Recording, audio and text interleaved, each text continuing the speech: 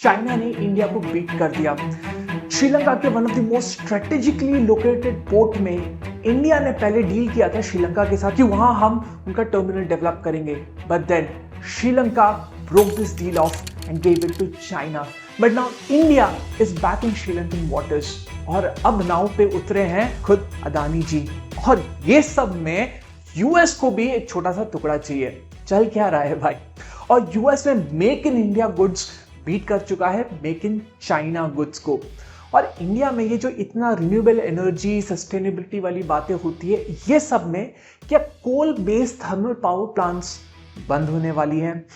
चलिए स्टार्ट करता हूं मेरा weekly business news wrap up, so that अगर आपको टाइम भी नहीं मिला हो टू रीड बिजनेस न्यूज, कोई बात नहीं, ये वीडियो को देखिए और झटके से पता कर लीजिए कि पिछले हफ्ते बिजनेस वर्ल्ड में क्या क्या हुआ, so that you stay informed and you stay ahead. So headlines ये है कि यूएस अदानी पोर्ट्स को $553 मिलियन का फंडिंग देने वाला है श्रीलंका के कोलंबो पोर्ट के वेस्ट कंटेनर टर्मिनल को डेवलप करने के लिए।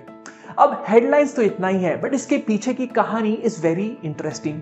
यू सी 2019 में इंडिया एंड जापान ने श्रीलंकन पोर्ट अथॉरिटी के साथ एक एमओयू साइन किया था कि वो कोलंबो पोर्ट, जो दुनिया का one of the most strategically located ports and one of the busiest in the world है, वहां पे ये ईस्ट कंटेनर टर्मिनल डेवलप करेंगे। और इस डील के चलते इंडिया और जापान को इस टर्मिनल का 49% ओनरशिप मिलने वाला था। बट श्रीलंकन लोकल्स को ये डील पसंद नहीं आया, तो काफी ट्रेड यूनियंस के प्रोटेस्ट हुए और इसके चलते फाइनली ये एमओयू कैंसिल हो गया। बट ये जो टर्मिनल है, इसका प्रोजेक्ट किसको मिला? चाइनीज कॉन्ट्रैक्टर्स को। काफी सरप्राइजिंग था ये, क्योंकि दुनिया में सबको ही पता था कि श्रीलंका चाइना के डेट ट्रैप में काफी हद तक फंस चुका है। एक बहुत बड़ा एग्जाम्पल है श्रीलंका का ही हम्बनटोटा पोर्ट। ये एक ऐसा पोर्ट है जो चाइनीज कॉन्ट्रैक्टर्स ने ही डेवलप किया और जिसको बनाने के लिए श्रीलंकन गवर्नमेंट ने लगभग $1.3 बिलियन का लोन लिया फ्रॉम चाइना। बट ये ऐसी जगह पोर्ट लोकेटेड था which was just not financially viable. इसका मतलब ये है कि जब इसको ऑपरेट किया, जब लॉसेस में गया port, and when Sri Lanka couldn't पे बैक चाइनाज लोन, तो श्रीलंकन गवर्नमेंट ने इस पोर्ट का कंट्रोल चाइना को दे दिया under a 99-year lease agreement. तो इसीलिए जब ये ईस्टर्न कंटेनर टर्मिनल या ईसीटी का प्रोजेक्ट भी चाइनीज कॉन्ट्रैक्टर्स को दिया गया, तो इट वाज क्वाइट सस्पिशियस। और इंडिया के लिए भी ये काफी बड़ा झटका था, क्योंकि यू सी जो कोलंबो का पोर्ट है ना, is very important for India, बहुत ही स्ट्रेटेजिकली लोकेटेड है। आधे से ज्यादा इंडिया के शिप्स उस पोर्ट से क्रॉस करते हैं। So India also wanted to do something और इसलिए मैदान पे उतरे अदानी जी। 2021 में अदानी पोर्ट्स को डील मिला उसी पोर्ट के वेस्टर्न कंटेनर टर्मिनल को डेवलप करने का। यस, और खाली डेवलप नहीं, सो बेसिकली जो अदानी पोर्ट्स है, इस पोर्ट को कंस्ट्रक्ट प्लस ऑपरेट करने वाला है under a build operate and transfer contract. और ये जो नया एंटिटी बनेगा ना, वेस्टर्न कंटेनर इंटरनेशनल टर्मिनल, इस एंटिटी में 34% ऑफ ओनरशिप मिलेगा अदानी ग्रुप को। यप, एंड बाकी जो 15% है वो अदानी पोर्ट्स का जो लोकल पार्टनर होगा फॉर द प्रोजेक्ट, उसको मिलने वाला है। सो यस, कोलंबो पोर्ट्स में अब इंडिया का प्रेजेंस काफी अच्छे लेवल पे हो चुका है। और ये सब जो जियोपॉलिटिकल स्ट्रैटेजी चेस का गेम चल रहा है, उसमें US also wants to play a little part. Basically US को भी फोमो हो रहा है, तो इसलिए यूएस गवर्नमेंट ने अदानी पोर्ट्स को $553 मिलियन का फंडिंग अवेलेबल कराया है for this very project. And US का जो डेस्परेशन बोल सकते हैं टू पार्टिसिपेट इन दिस, इस चीज से भी समझ में आता है कि ये जो फंडिंग अवेलेबल कराया है is US government's largest infrastructure investment in Asia and one of the largest in the world. ये सब में कितने लोगों को श्रीलंका के एक्चुअल डेवलपमेंट में इंटरेस्ट है, वो आप डिसाइड कर लो। बट अदानी ग्रुप का श्रीलंका को लेकर बड़ा ग्रैंड विजन है। और अदानी ग्रीन, जो अदानी ग्रुप का रिन्यूएबल एनर्जी वाला बिजनेस है, अदानी ग्रीन ने भी $750 मिलियन का इन्वेस्टमेंट कमिट किया है इन श्रीलंका पावर सेक्टर। सो श्रीलंका का जो विजन है कि उनके पास एक सस्टेनेबल एनर्जी फ्यूचर हो, उसमें अदानी ग्रीन एक बहुत बड़ा रोल प्ले करने जा रहा है। चलो ये सब तो ठीक है, फंडे तो ठीक है, इंटरेस्टिंग तो ये है जो अदानी ग्रीन का फ्यूचर का प्लान है। सो अदानी ग्रीन जो है श्रीलंका में रिन्यूएबल एनर्जी प्रोड्यूस करेगा, फिर ट्रांसमिशन लाइंस जो है इंडिया तक पहुंचाएगा और यही जो एनर्जी प्रोड्यूस हो रहा है वो इंडिया में एक्सपोर्ट करने जा रहा है। Quite ambitious, right? और जब एम्बिशियस एक्सपोर्ट प्लान्स की बात कर ही रहे हैं तो ये इंटरेस्टिंग इकोनॉमिक टाइम्स के आर्टिकल के बारे में भी बता ही देता हूं, जो बेसिकली ये कहता है कि यूएसए में मेड इन इंडिया गुड्स जो है धीरे धीरे रिप्लेस कर रहा है चाइनीज के सस्ते एक्सपोर्ट्स को। या सो 2018 और 22 के बीच में चाइना's एक्सपोर्ट्स टू यूएस घटा बाय 10% और इसी पीरियड में इंडिया's एक्सपोर्ट्स टू यूएस बढ़ा बाय 44%। एक एग्जाम्पल कि जो मैकेनिकल मशीनरी होता है उसका जो चाइनीज एक्सपोर्ट्स टू यूएस है between this period decreased by 28% और India's mechanical machinery exports to US 70% से बढ़ा, which is quite incredible, right? और ऐसे नंबर्स ही शायद वैलिडेट कर रहे हैं जो इंडिया का मेक इन इंडिया पॉलिसी चल रहा है और जो एक्सपोर्ट्स फोकस मैन्युफैक्चरिंग सेक्टर का पॉलिसीज इंडियन गवर्नमेंट बना रहा है।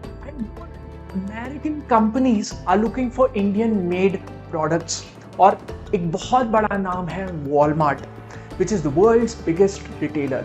वॉलमार्ट का काफी एम्बिशियस प्लान है कि 2027 तक इंडिया से हर साल वो $10 बिलियन का इंपोर्ट करे, $10 बिलियन हर साल, which is quite fascinating, right? But सवाल यहाँ पे है कि इंडियन मैन्युफैक्चर्ड प्रोडक्ट्स अचानक से इतने कॉम्पिटिटिव कैसे हो गए कंपेयर टू चाइना, राइट? इसके दो रीजंस हैं। पहला, US China trade war.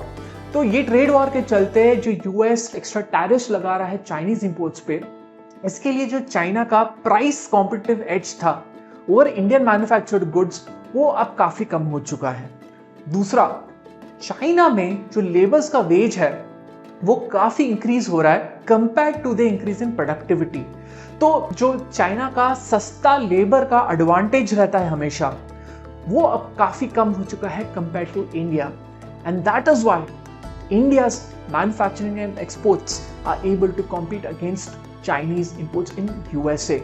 Correct. So all this is good news for Indian manufacturing sector and Indian exports. मैं चलता हूँ अगले न्यूज पे, और अगर आपको ऐसे क्विक बिजनेस रैप अप अच्छे लगते हैं तो जरूर वीडियो को लाइक और सब्सक्राइब जरूर कर दीजिए। वैसे क्या आप भी ऑफिस में या चाय चर्चे पे या कॉफी ब्रेक्स में ये डिस्कस करते हैं कि भैया दुनिया भर में इतना renewable energy, sustainability, climate change की बातें होती है, तो ये जो coal based thermal power plants है उनका क्या फ्यूचर है?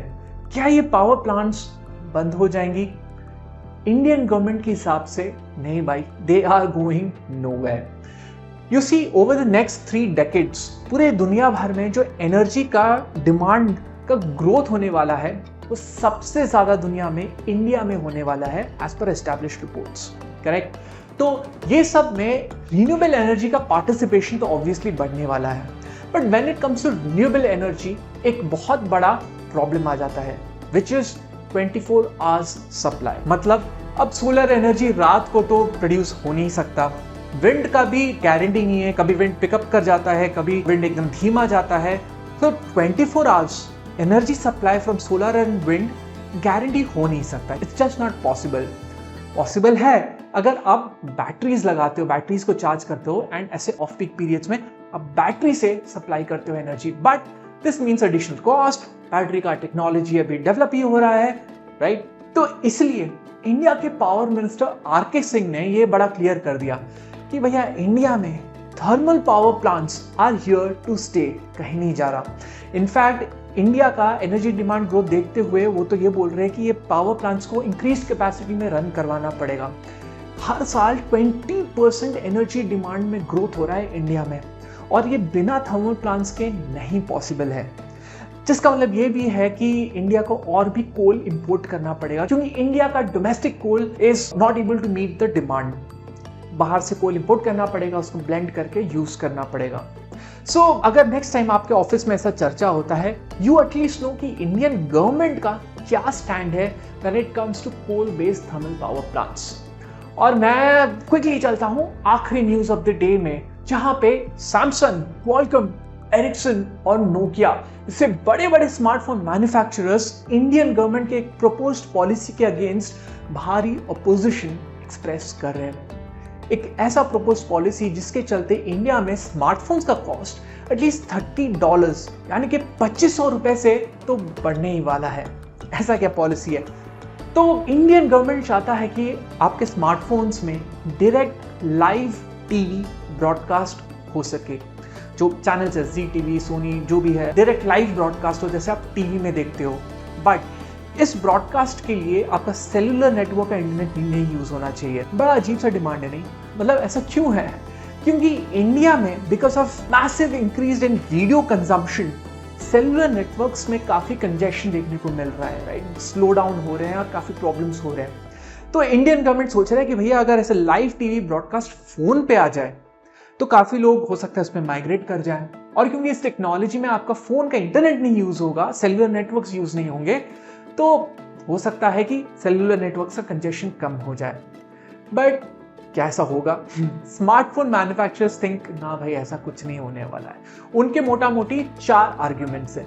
पहला कि इसको बनाने के लिए जो ATSC 3.0 टेक्नोलॉजी स्मार्टफोन्स में चाहिए होता है वो ग्लोबली किसी भी फोन में नहीं है भैया। तो अगर ये पॉलिसी आ जाता है तो स्मार्टफोन्स में ये हार्डवेयर, एडिशनल हार्डवेयर डालना पड़ेगा। इसका मतलब है कि लगभग $30 से कॉस्ट तो प्राइस बढ़ेगा। दूसरा आर्गुमेंट, ये उनके अभी प्रेजेंट मैन्युफैक्चरिंग सेटअप में है ही नहीं। इसका मतलब ये है कि उनका मैन्युफैक्चरिंग सेटअप में इम्पैक्ट पड़ेगा, हो सकता है उससे भी कॉस्ट बढ़ेगा, और हो सकता है कि इंडिया में डोमेस्टिक मैन्युफैक्चरिंग पे भी इसका इफेक्ट पड़ेगा क्योंकि बाकी कंट्रीज तो ऐसा कुछ करवा नहीं रही। और तीसरा, इस लाइव ब्रॉडकास्ट के चक्कर में आपका फोन के बैटरी पे काफी नेगेटिव इम्पैक्ट पड़ेगा और सेलुलर नेटवर्क्स के रिसेप्शन पे भी इम्पैक्ट पड़ेगा।